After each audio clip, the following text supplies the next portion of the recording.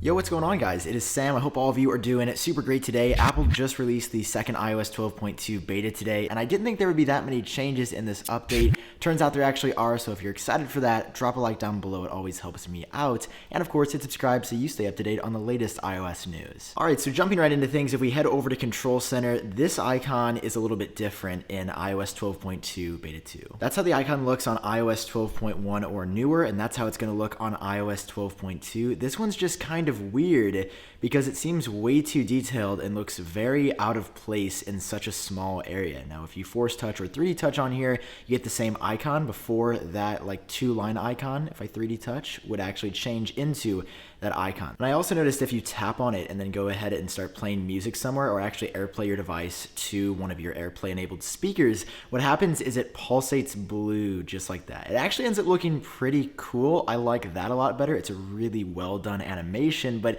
again, I don't know how that stark blue looks against this dark black blurred space. Like, it's all right, the animation's dope, but does it fit here? I don't know. Let me know down below in the comment section. Another interesting tidbit for this that I found over on Reddit is that if you're playing music or audio content, it'll show you that first icon, but if you're airplaying something like a YouTube video, Netflix, or any other video content, you get this new AirPlay TV icon to sort of differentiate the two, which is actually pretty neat. All right, now heading over to the music app, going right alongside with more AirPlay changes, we have this right here. So when you tap on the AirPlay pop-up menu, you get this new animation right here. For a quick comparison, let me show you iOS 12.1 or newer. It was a lot more boring, I think. It just sort of popped in there. And I think this like push over kind of animation looks pretty dope. It's not a huge change, but it does make selecting things in AirPlay a little bit different. And it also seems like it pops in things quicker. Whenever I tap here, you'll notice that loads first, and then my speakers pop up. On iOS 12.2, I can tap there and almost everything's ready to go instantly. Next up, this one's pretty big. Inside of iOS 12.2 beta 2, you can see immediately there are new Animoji, and I had to switch the angle just so the true depth sensor could actually see my face. Let me swipe up and show you. There are 4 new ones right here, and I have to say, I think they are the 4 best that Apple has added since the iPhone 10 came out back in November of 2017. We started with some. I thought T-Rex was pretty cool. I thought the dragon was cool when they added that in 2018.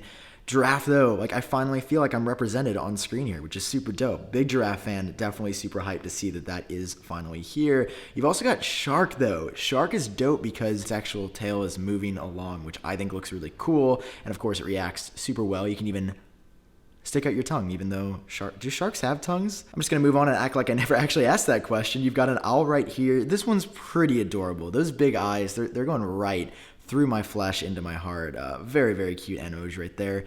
And then you've got this right here, which is it's a hog of some sort, I think, and it's got lots of horns. It looks a little bit more menacing than the others. I'm just going to go back to owl to make me feel a little bit more comfortable. But yeah, guys, if you want new Animoji, stay tuned for iOS 12.2. Let me know if you even use these. I don't honestly use Animoji ever, and this isn't going to make me use it, but I still think it looks really dope. And I mean, the animation here is pretty impressive, if nothing else. And the last change that I saw over on Reddit that I think is pretty cool is sometimes I'm seeing the charged indication more on the lock screen. So normally you'd have to swipe down to see your percentage inside a Control Center on an iPhone 10 style device.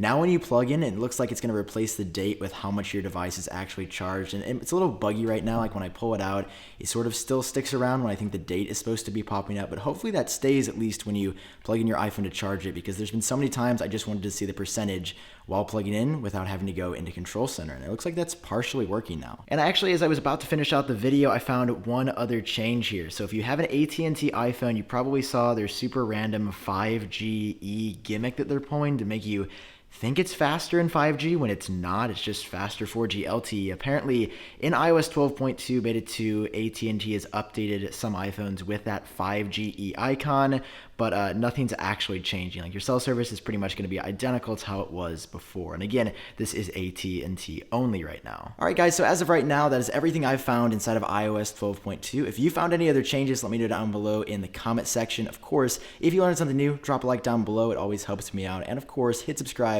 so you don't miss out on any future iOS updates. I've been Sam. I hope all of you are doing great. Thanks so much for watching, and I'll catch you guys in the next one.